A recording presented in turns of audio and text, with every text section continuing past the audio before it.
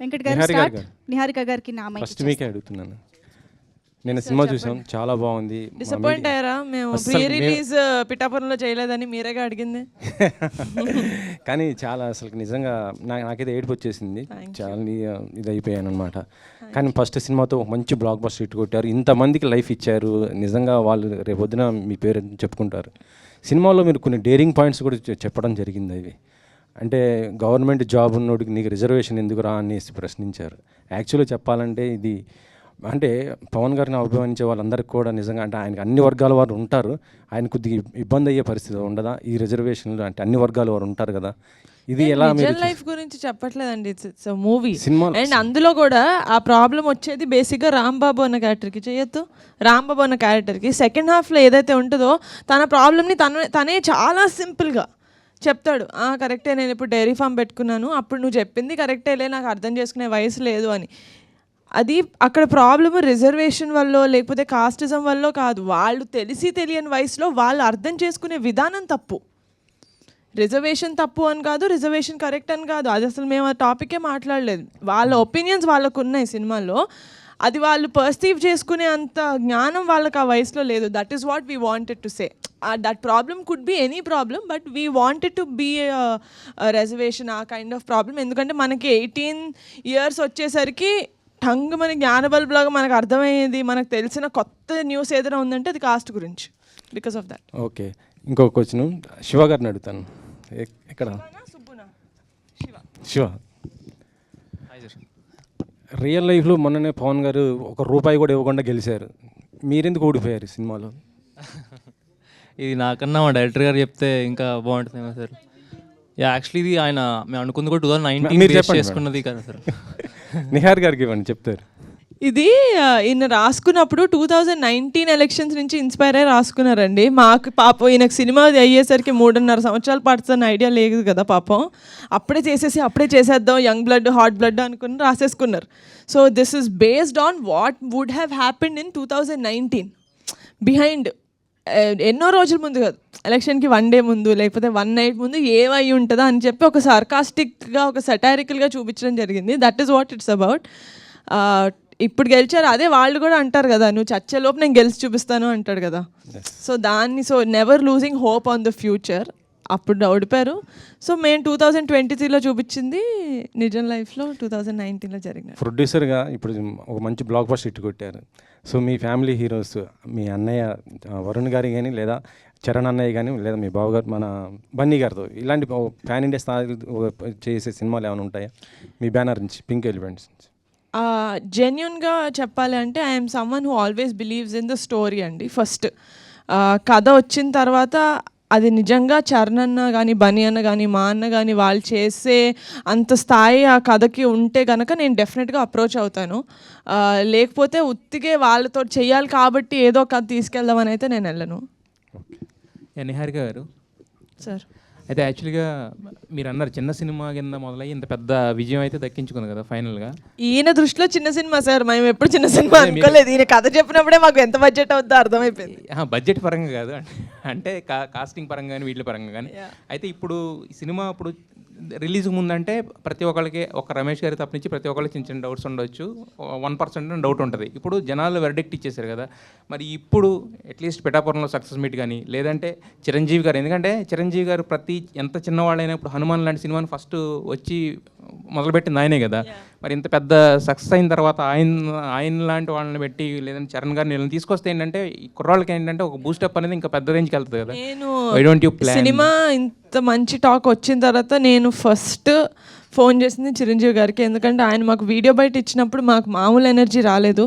So చాలా ఎక్సైటెడ్గా, ఆయన అప్పటికే విశ్వంబర షూటింగ్లో ఉన్నాను, నేను అదేం పట్టించుకోకుండా చాలా ఎక్సైటెడ్గా ఫోన్ చేస్తే ఆయన నాకన్నా ఎక్సైటెడ్గా ఫోన్లో అవునా నిజంగా ఇంత బాగా ఆడుతుందా నాకు తెలియదు, నేను షూటింగ్లో ఉన్నాను, నేను నా సైడ్ నుంచి కూడా కనుక్కుంటాను, I really congratulate you, I'm very very happy. So I'm looking forward అండి to bring him, to have him to congratulate our team. ఇప్పుడు అదే మీరు సెకండ్ హాఫ్ మాట్లాడారంటే సెకండ్ హాఫ్ ఫస్ట్ హాఫ్లో ఉన్న అంటే అంత కామెడీ ఎంజాయ్ చేసి తర్వాత ఆ నాస్టాలజిక్ మూమెంట్స్ అన్ని ఎంజాయ్ చేసి సెకండ్ హాఫ్ వచ్చేసరికి కొంచెం ఇదన్న ఫీలింగ్ ఉంది కదా. సో సెకండ్ హాఫ్ ఇందాక నేను నెక్స్ట్ అడిగే క్వశ్చన్స్లో చెప్తున్నారు అంటే మీ వరకు వచ్చేసరికి సెకండ్ హాఫ్ అసలు ఏంటి, సెకండ్ హాఫ్ గురించి వచ్చిన కంప్లైంట్ ఏంటి, దాన్ని మీరు ఎలా ఇచ్చేద్దాం అనుకుంటున్నారు? కంప్లైంట్స్ అంటే I'm actually drowning in good compliments. So ఆ కంప్లైంట్స్ డైరెక్ట్గా ఎవరు చెప్పలేరు, కానీ ఆబ్వియస్లీ ఇగ్నోరెంట్గా అయితే లేం మేము. We also see a lot of reviews, we read a lot of reviews. జనాలు ఏమంటున్నారంటే, నేను వినింది if I may say that ఇదేంటి సెకండ్ హాఫ్లో ఫస్ట్ హాఫ్ ఉన్నంత హై లేదు, కొంచెం లో అయింది అని. But to tell this kind of a story, మేము ఒక సత్తయ్య దగ్గరికి వెళ్ళిన సీన్ తర్వాత అంత high we genuinely can't create, ఎందుకంటే that is the biggest conflict of the film. దాని తర్వాత there is no other conflict, only a problem is there, that is ఊరు సరిగ్గా లేదు, ఊరుని బాగు చేస్తారా అని చెప్పి Shiva's character, that's when it enters. నేనేం బిలీవ్ చేస్తానంటే, ఒక సినిమాలో you can't make a film for 100% of the people. Yes.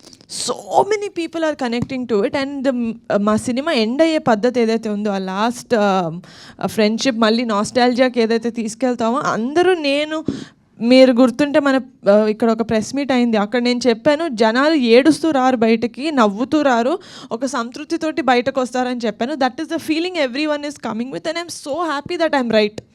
ఆ ఉన్న ఇద్దరు ముగ్గురు ఎలా మాట్లాడారంటే, ఒకడు విలియం క్యారెక్టర్ ఉత్తునే అమ్మాయికి ముద్దు పెడుతున్నాడు, నాకు నచ్చట్లేదు, ఆ అమ్మాయికి నచ్చకుండా ముద్దు పెడతాడని. ఆ అమ్మాయి నేను ముద్దు పెడతానని చెప్పినప్పుడు మా అమ్మ చూస్తుంది అంటదే కానీ నాకు ఇష్టం లేదని ఒకసారి కూడా అందు. దొంగమోహన్ సార్, దానికి కావాలి ముద్దు, వాళ్ళ అమ్మ చూస్తుందని భయం, అంతేగాని. సో అండర్లైన్లో చాలా స్ట్రాంగ్గా రాసుకున్నారు ఈయన, because he someone who respects women a lot. And నా దగ్గరికి కథ వచ్చినప్పుడు కూడా వీళ్ళు అల్లరి చిల్లరగా చిన్నతనంలో చేసేవి అవి జెన్యున్గా అందరి లైఫ్లో ఉంటాయి. That does not mean we don't respect women, it just means we're showing the true self of life. So అలా మేము వెళ్ళాం, కానీ ఇట్స్ అ ఫిలిం. నాకు ఫర్ మీ ఇట్స్ లైఫ్, కమ్టికురోళ్ళు ఇస్ లైఫ్. ఎస్, అయితే యాక్చువల్గా ఈ సినిమా అంటే ఇంకొక 4 రోజుల్లో పెద్ద సినిమాలు 4 రాబోతున్నాయి. August 15th ఉంది, బట్ అది లాంగ్ వీకెండ్ కూడా కదా. సో మరి కొంచెం గ్యాప్ ఉంటే బాగుండేదేమో, ఆ 4 సినిమాలకి దీనికి బిఫోర్ వీక్ రిలీజ్ అయితే బాగుండేదేమో అనే ఒక చిన్న మాట కూడా వినిపిస్తుంది. మరి బిజినెస్ పాయింట్ ఆఫ్ యాంగిల్లో అదంతా ముందు అనుకున్నారా, ఊహించినట్టుగానే? యాక్చువల్గా అండి, ఈ సినిమా మేము జూలై ఎండ్లో రిలీజ్ చేద్దామని ప్లాన్ చేసాం. కానీ నవంబర్ అంటే మీకు ఆల్రెడీ తెలుసు కదా, 18 years ఏజ్ గ్రూప్ ఉంది, తర్వాత ఏమో వాళ్ళు 30 yearsకి రావాలి.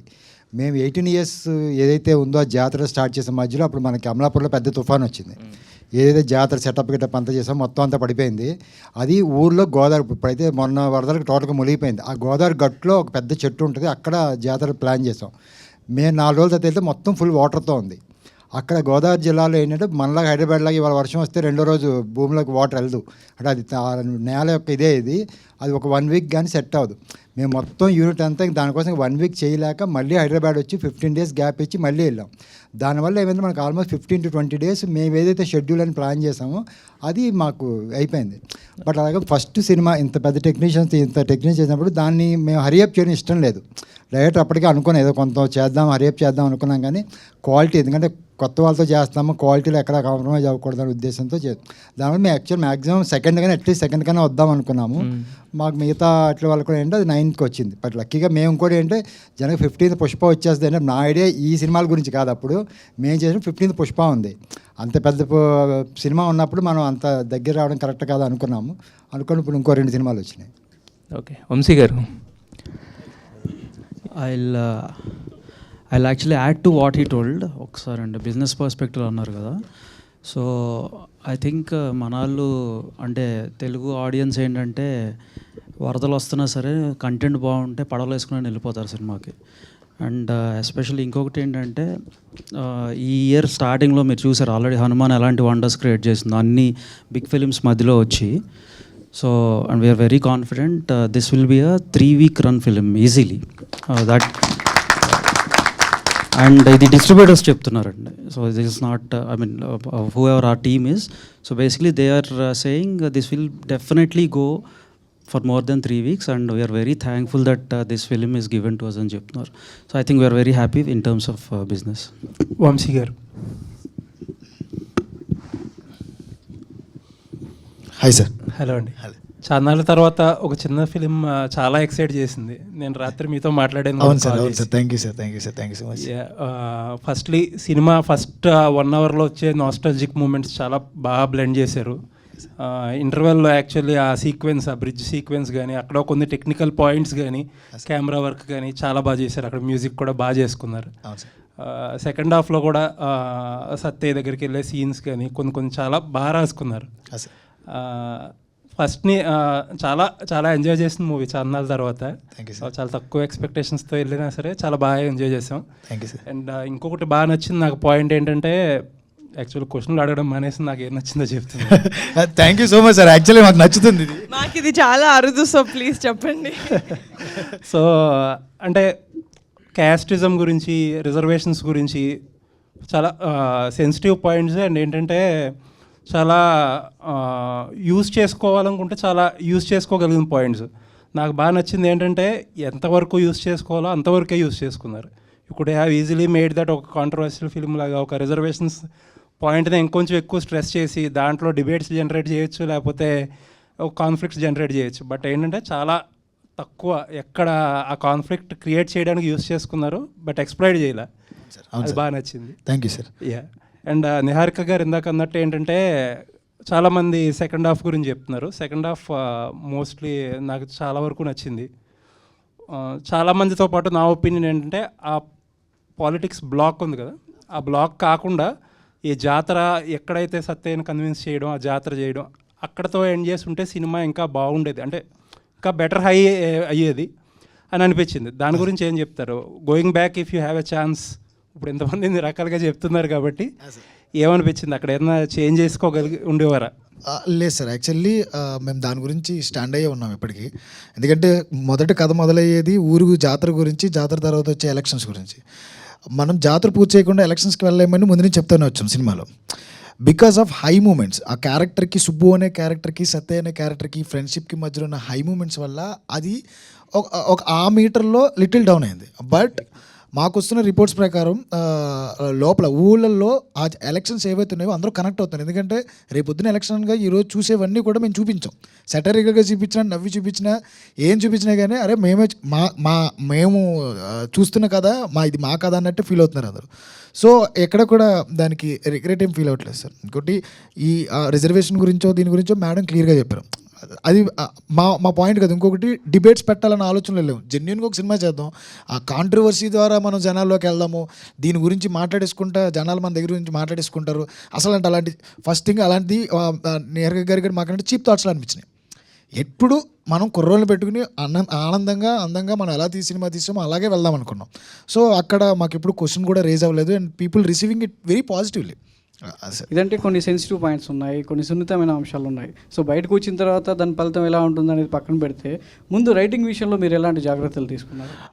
మెయిన్ ఏంటంటే అండి, నా రైటర్స్ వెంకట్ సుభాషిలా అండ్ కొండలరావు అడ్డగల్లా వీళ్ళు కూడా ఏమంటారు అట్లా గ్రూప్స్ చదువుతూ ఇలాంటి వాటికి ప్రిపేర్ అవుతున్న వాళ్ళంతా, వాళ్ళకి నిజాయితీగా ఈ ఎలక్షన్స్ దగ్గర ఏం జరుగుతుంది, అసలు నిజంగా సొసైటీలో ఏం జరుగుతుంది వాళ్ళకి తెలిసిన ఆ మెంటాలిటీ ఉన్నవాళ్ళు, బుక్స్ నాలెడ్జ్ ఉన్నవాళ్ళు, బుక్స్ రాస్తారు వాళ్ళందరూ. సో నాకు అలాంటి వాళ్ళు కావాలని నేను చెక్ చేసుకుని తెచ్చుకున్నా. రైటింగ్ స్టేజ్లో చాలా అంటే చాలా కేర్ తీసుకున్నాం.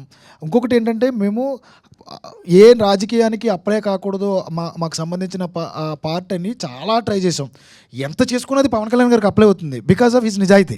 అది మేము ఎన్నిసార్లు అనుకున్నామో అసలు అప్లై అవ్వకూడదు, ఒక్క పందాకి వెళ్ళిపోతుంది కదా అంటే, మనం రేపు జరగబోయే ఎలక్షన్ చేస్తున్నామన్నా రేపు జరగకపోతే ఈరోజు నైట్ జరిగిపోతే ఓడిపోయే ఒక మనిషి గురించి మాట్లాడతామంటే నిజాయితీగా ఇప్పుడున్న సినారియోలో ఇండియాలో ఎవరు కనపడుతున్నారు? ఇంకా ఆయనే కనపడుతున్నారు. నిజంగా ఆయన కోసం రాయలా, ఒక నిజాయితీ గల నాయకుడు గురించి రాసాం మేము. ఆ నిజాయితీగా నాయకుడు పవన్ కళ్యాణ్ గారు అయ్యారు. అది మేము చాలాసార్లు ఫీల్ అయ్యాం మేము. 1 సెకండ్ అండి, ఇందాక నిహారిక గారు 2019 తర్వాత జరిగిందని అన్నారు కదా. యాక్చువల్లీ 2019 ముందే పవన్ కళ్యాణ్ గారు ఓడిపోకముందు రాసుకున్నాడు అన్న కదా, అంటే ఈ పాయింట్ ఒక నిజాయితీ గల వ్యక్తి ఓడిపోతే అనేది. సో ఆ పవన్ కళ్యాణ్ గారు తర్వాత ఓడిపోయారు. బట్ ఈయన మాకు 2020లో స్టోరీ చెప్పినప్పుడు అన్న ఇది పవన్ కళ్యాణ్ గారికి అప్లై అయిపోతుంది కదా అంటే, చాలా ప్రొడక్షన్ హౌసెస్ కూడా అదే అన్నాయండి, ఓడిపోవడం ఏంటి, గెలిపించవచ్చు కదా అని చెప్పేసి. ఎక్కడా కూడా తగ్గకుండా, ఎక్కడా కూడా హీరోని గెలిపించకుండా నేను ఇదే స్టిక్ అయి ఉన్నాను. కానీ మనది పవన్ కళ్యాణ్ గారికి అప్లై అవుతుంది. సో హీరో ఓడిపోయాయి కాబట్టి హీరో సినిమా గెలిచింది. ఎగ్జాక్ట్లీ అంతే. కొంచెం లేట్ అవ్వచ్చు, హీరో కూడా గెలుస్తాడు. నిహారిక సార్ ముందు కంగ్రాచులేషన్స్ అండి. Thank you. సినిమా అందరికీ కూడా ఒక్కరొక్కరు పేరున కూడా చెప్పలేం. అందరూ సినిమా బాగుంది. మీ డైరెక్టర్ గారితో కూడా చాలా మాట్లాడాం. సినిమా చాలా బాగుంది. అయితే ఫస్ట్ ఆఫ్ ఆల్ కథ చెప్పినప్పుడు ఏదైతే ఉందో మీరు ఇందాక నుంచి కాస్ట్ లేదు అని చెప్తూ వస్తున్నారు, షుగర్ కోటెడ్గా ఉందని చెప్తున్నారు. దానిలో 2 జాతి తక్కువ నా కూడా కానీ 3 సార్లు స్ట్రెస్ చేస్తూ మాట్లాడారు. అది కంపల్సరీ ఒక గోదావరి జిల్లాలో కాస్ట్ చాలా కీన్గా అబ్జర్వ్ చేస్తారు. ప్రత్యేకించి ఈ మధ్యకాలంలో అమలాపురంలో జరిగిన ఆ ఇష్యూస్ కూడా అది తీసుకున్నప్పుడు ఏమాత్రం తప్పినా, బ్యాలెన్స్ తప్పినా కూడా సినిమా మీద విమర్శలు చాలా ఘోరంగా ఉండేవి. అదేమన్నా మీరు ఏమన్నా అబ్జర్వ్ చేస్తారా స్టోరీ వినేటప్పుడు? అది సేమ్ ఇప్పుడు జనాలు ఎలా అయితే దాన్ని కాన్సన్ట్రేట్ చేసి దాని మీద ఎత్తట్లేదో, నేను కూడా స్టోరీ విన్నప్పుడు నాకు అది రెలవెంట్గా అనిపించలేదు. ఎందుకంటే నా స్టోరీ దాని గురించి కాదు అసలు. చిన్నపిల్లగా ఉన్నప్పుడు మేము స్క్రీన్ మీద మామూలుగా జనాలు మాట్లాడుకునే బూతులు పెడితే సెన్సార్ అవుతుందని పెట్టలేదు, కానీ అలాగే మాట్లాడుకుంటారు. 18 years అప్పుడు వాళ్ళకి ఈగో హర్ట్ అయితే వాళ్ళు ఎవడైనా వచ్చి కొడితే వాడు బూతులే తిడతాడు. That does not mean he wants to tell, he wants వాడిని ఎలాగోలా హర్ట్ చేయాలి. నేను ఎలా హర్ట్ చేయాలి వాడిని, ఇలా అంటే వాడు హర్ట్ అవుతాడు. కాబట్టి which is very life like, అంటే that's something that happens every day. మనం చూసే లైఫ్లో it happens every day. So అలా నేను కథ వినిన తర్వాత నాకు అది రెలవెంట్గా అనిపించలేదు. ఎందుకంటే నా సినిమా అసలు దాని గురించి కాదు. బయటకు వచ్చిన చాలా మంది మేకర్గా మీరు అనుకోకూడదు మేడం, మీరు అనుకోకుండవచ్చు. వీటి ఆడియన్స్ అలా తీసుకోరు, ఆ కమ్యూనిటీ వాళ్ళు అలా తీసుకోకపోయి ఉంటే గొడవలు అయ్యాయే కదా? అయ్యేవేమో, కానీ సినిమా వాళ్ళకి ఎంత అయ్యేవేమో, ఇట్స్ ఆల్ హైపోథెటికల్.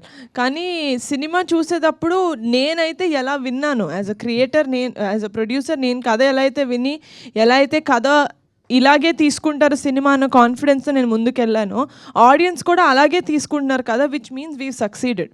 చిన్న చిన్న ఇంపర్ఫెక్షన్స్ మీద, లేకపోతే చిన్న ఇలా ఇప్పుడు మీరు అన్నున్న వాటి మీద వాళ్ళు కాన్సన్ట్రేట్ చేయటం, ఎందుకంటే దట్స్ నాట్ ఇంపార్టెంట్. మా కథ is about friendship, the breakup of friendship and how the reuniting of friendship. Sir Vamshi గారు, సార్ ఎక్కడైనా 2-3 క్యారెక్టర్లు కనెక్ట్ అవుతాయి, 11 మంది క్యారెక్టర్లు ఎట్లా కనెక్ట్ అవుతాయి సార్? మీకు కనెక్ట్ అయినాయి కదా సార్? మాకు కనెక్ట్ అయ్యేది. ఫస్ట్ ఆఫ్ ఆల్ వీళ్ళందరూ చెప్తున్నారు సెకండ్ హాఫ్ కొంచెం అని. సెకండ్ హాఫ్లో ముందు సీన్ ఒకటి ఉంది, ముందు తాగుతూ ఫ్రెండ్స్ అందరూ హైదరాబాద్ నుంచి అమెరికా వచ్చేసేసాను. చాలా అద్భుతంగా అనిపించింది నాకు. Thank you so much sir, thank you so much. Okay sir, all the best sir. ఎంతమంది ఫస్ట్ ఆఫ్ ఆల్ నాకు తెలిసి Q&A ఫస్ట్ టైం అనుకుంటా ఎంతమంది కూర్చుని ఈ స్టేజ్. వంశీ గారు ఇంకో 12 ఏళ్ళు అంటే పుష్కరం కాలం తర్వాత కూడా ఈ సినిమా అందరికీ గుర్తుండిపోతుంది. అబ్బా thank you so much sir, thank you so much. 12 ఏళ్ళ నుంచి వచ్చి ఊర్లో వాళ్ళ జ్ఞాపకాలను ఎలా అయితే గుర్తు చేసుకున్నారో, 12 ఏళ్ళ తర్వాత కూడా మీ సినిమా ఖచ్చితంగా మీ లైఫ్లో కావచ్చు, చూసిన ఆడియన్స్ లైఫ్లో ఖచ్చితంగా గుర్తుంటుంది. Thank you so much sir. Niharika గారు, ఇందాక ఒక క్వశ్చన్ అడిగి ఫ్లో డిస్టర్బ్ చేయకూడదని చెప్పి అడగలేదు నేను. నిన్న మీ ఫాదర్ యాక్చువల్లీ ఒక మీడియా హౌస్ లోగో ఏదో లాంచ్ చేశారు. అంటే ఏంటది? అంటే హీజ్ ఇంటూ ఎంటర్టైన్మెంటా లేకపోతే serious news business? Media entertainment అని స్టార్ట్ చేశారు సార్. అది even though it's irrelevant, he wanted to start as an entertainment channel. ఇప్పుడు నాన్నకు ఆల్రెడీ ఒక యూట్యూబ్ ఛానల్ ఉంది, అది కొంచెం ఈ సిరీస్ వాటితోటి డైల్యూట్ అయిపోతుంది. He wanted to do something that is related to కొంచెం సీరియస్ టాపిక్స్. యూట్యూబ్ ఛానల్ లేకపోతే he's coming into media business? As of now it's YouTube channel. Okay, politics అయితే ఇప్పుడు కాదు. Okay, thank you. వంశీ గారు, వేరియేషన్స్కి అంటే కొత్త కుర్రాన్ని తీసుకోవటం, అంటే ఆడిషన్స్ తీసుకున్నా అతని మీద అంత నమ్మకం ఉంచడం. ఎందుకంటే ఆ క్యారెక్టర్ కనుక సరిగా పే ఆఫ్ అవ్వకపోతే సినిమా ఇంత బాగా అనిపించేది కాదు. సుబ్బు క్యారెక్టర్లో చాలా వేరియేషన్స్ ఉన్నాయి. అంటే చాలా హేట్ రేట్తో మొదలైంది క్యారెక్టర్ మీద ఆడియన్స్కి. ఫస్ట్ ఏంట్రా వీడు ఎలా ఉన్నాడని. అవును సార్. కానీ ఆ క్యారెక్టర్ ఎండ్కి వచ్చేసరికల్లా చాలా మోస్ట్ లవబుల్ క్యారెక్టర్ అవుతాడు. అవును సార్. ఏంటి ఈ క్యారెక్టర్ మీద ఉన్న ప్రత్యేకమైన ప్రేమ ఉందా? ఉంది సార్. మనకి ఆర్ఆర్ఆర్ మూవీ చూసుకుంటే సార్, రామ్ చరణ్ గారు అంటే ఒక టైంలో కోపం వస్తుంటుంది అందరికీ. ఒక టైంలో కోపం వస్తుంటుంది. తర్వాత ఆయనకి అసలు ఏం జరిగిందని తెలుసుకున్నప్పుడు ఎంత జరిగిన ఆయన అలా ఉండడంలో తప్పు లేదని చెప్పేసి మొత్తం రియలైజ్ అవుతారు. జస్టిఫికేషన్ చాలా ఇంపార్టెంట్ సార్. ఎప్పుడైనా సుబ్బు సూర్య మధ్యన ఒక విషయం జరిగిన తర్వాత సుబ్బు అనేవాడు కోపానికి అర్థం ఉంది, ఆడి బాధపడడానికి అర్థం ఉంది, ఆడి పశ్చాత్తాపానికి అర్థం ఉంది. ఎందుకంటే ఆడు భయపడిపోతున్నాడు అనే విషయాన్ని బాగా కన్వే చేస్తాడు. ఇది చేస్తానన్నప్పుడు నాకు ఫస్ట్ నుంచి మా అందరికీ ఒక భయం ఉండేది. మా 11 మందిలో మేము క్యారెక్టర్స్ ఇంకో షిఫ్ట్ చేసుకుంటూ వచ్చాం. ఇది కాదు నాకు ఇంకా కావాలని వేరే వాళ్ళు ఉండేవారు మళ్ళీ తిప్పుకుంటా ఇది చేసుకున్నప్పుడు 1 midnight అనుకుంటా నాకు ఒక ఆలోచన వచ్చింది. నాకెందుకో దీనికి ఎవరు సూట్ అవ్వట్లేదు, మేబీ నువ్వు అయితేనే కరెక్టరా అని చెప్పి నేను ఒక రోజున ఫోన్ చేసినప్పుడు అది చాలా పెద్ద క్యారెక్టర్. దానికి ముందు ఇంకా హీరో లెవెల్ క్యారెక్టర్ అతనిది. ఆ టైంలో నేను సెలెక్ట్ చేసింది అతన్ని. అంటే మొత్తం అందరికంటే ఫస్ట్ ఉండే క్యారెక్టర్. ఆ క్యారెక్టర్ నేను సినిమా నుంచి తీసేసి పూర్తిగా నీకు లేదు, నీకున్న క్యాపబిలిటీకి ఇది అవుతే కరెక్ట్ అంటే నువ్వు నమ్ముతున్నావా, నాకు ఏదైనా పర్లేదు సినిమా ఈ సినిమాలో కమిటీ కుర్రలు అనే దాంట్లో నాకు ఏదో ఒక పాత్ర చాలు అన్న, అంతకుమించి నేను ఏం అడగను, నాకు ఎంత చేయగలను అనుకో నాకు ఇవ్వంటే, లేదు నువ్వు చేయగలవు, నాకు నమ్మకం ఉంది, ఇది చేద్దాం ఈ క్యారెక్టర్ అనుకున్నానంటే ఓకే అనుకున్నాడు. తర్వాత అతని క్యారెక్టర్ లోపల దిగడానికి మెనీ క్వశ్చన్స్ రేస్ చేయడం. వర్క్షాప్స్ అంటే మాకు అతని బాడీ లాంగ్వేజ్ ఏంటి, అతని పోర్ట్రే చేయడానికి ఏమేమి చేయాలనే వర్క్షాప్స్లో ఎక్కువ వర్క్ చేసినాడు. ఇంకొకటి నాకు అన్అఫీషియల్ ఏడి వాడు, ఈ సుబ్బు అనేవాడు నాకు అన్అఫీషియల్ ఏడి. మొత్తం అన్నిట్లో నేను కొరియోగ్రఫీలోను, యాక్టింగ్ దీంట్లోను, మేనేజ్మెంట్లోను, సీన్ షార్ట్ డివిజన్లోను, ఈచ్ అండ్ ఎవ్రీ ప్లేస్లో నాకు మొత్తం టీంలో ఎవరైనా ఉన్నారు అంటే ఒక ఈ సుబ్బు అండ్ సూర్య, ఈ బెస్ట్ ఫ్రెండ్స్ ఇద్దరే నాకు మొత్తం పక్కన ఉన్నారనమాట ఎక్కువగా నాతో.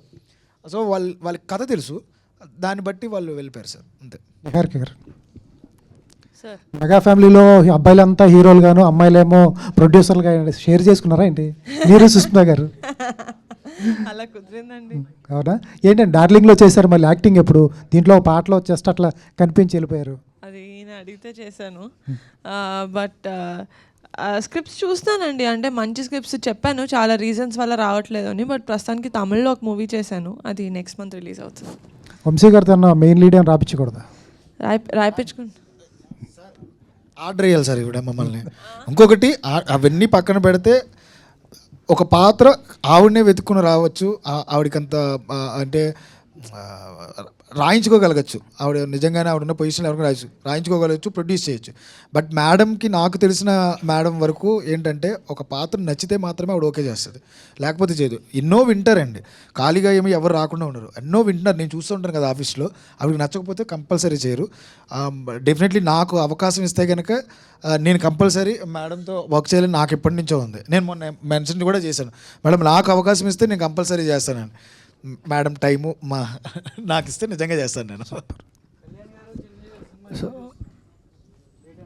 చిరంజీవి గారు చూశారండి, మీరు చూసుంటే ఆయన మాట చెప్పారు, మరి ఆ ముక్క యాక్చువల్లీ సినిమా టైటిల్ కమిటీ కుర్రోలు కాకుండా చిరంజీవి గారిది జాతర అనే ఒక సినిమా వచ్చింది సార్. అవును సార్, అది కూడా నేను అనుకున్నాను సార్. టైటిల్ అనుకున్నారా? అవును సార్ అనుకున్నాం. మరి ఎందుకు పెట్టలేదు ఈ కమిటీ కుర్రోళ్ళు అని ఎందుకు పెట్టారు? ఇది జాతర కంటే there are so many elements కదా సార్. ఈ కమిటీ కుర్రోళ్ళు అనే దాంట్లో మనకి చాలా ఎమోషన్స్ ఉంటాయి, అంటే ఊళ్ళో గొడవలు ఉంటాయి, ఆటలు ఉంటాయి, పాటలు ఉంటాయి, అన్నీ ఉంటాయి. సో ఇది ఆ టైటిల్ అని నేను ఫిక్స్ అయ్యాను. సో దాని తర్వాత అది వచ్చింది. చాలా చాలా టైటిల్ అనుకున్నాం, మన ఊరు పాండవులు అనుకున్నాం, యువకులు అనుకున్నాం, శివ అండ్ ఫ్రెండ్ సర్కిల్ అనుకున్నాం, చాలా అనుకున్నాం. లాస్ట్కి కమిటీ కుర్రోళ్ళు maybe apt title. Okay. So Vamshi గారు సార్, బాగుంది సార్, సినిమా అయితే బాగుంది. చాలా రోజుల తర్వాత ఒక మంచి ఎమోషనల్ అయ్యాను నేనైతే. Thank you so much sir. నిజంగా అంటే సాధారణంగా ఒక 10 years బ్యాక్ వెళ్ళినప్పుడు ఎంతో కొంత తేడా కనిపిస్తుంది బాడీ షేప్స్లో కానీ ఆర్టిస్ట్లో, అంటే అరే ఇది 10 ఏళ్ళ బ్యాక్లో లేదే అని అనిపిస్తుంది. బట్ ఈ 11 members కూడా ఆ 11 years, 12 years బ్యాక్ చాలా పర్ఫెక్ట్గా చూపించారు. పర్ఫెక్ట్ బాడీ షేప్స్లో కానీ హెయిర్ స్టైల్స్ వాట్ ఎవర్ అన్నింటిలో పర్ఫెక్ట్గా చూపించారు. మిమ్మల్ని అడగనైతే క్వశ్చన్స్ ఏం లేవు సార్, ఆల్ ది బెస్ట్, బాగా చేశారు and congrats. Thank you so much sir. యాక్చువల్గా బ్రిటిష్ గారి క్యారెక్టర్ అంటే భయ్యా అసలు పేరు మీ అంటే అదే మాకు మైండ్లో పడిపోయింది ఆ క్యారెక్టర్సే. అందులోనే శ్రేయన్స్ అని చెప్పారు లాస్ట్లో, రియల్ నేమ్ కూడా శ్రేయన్స్ అని భయ్యా?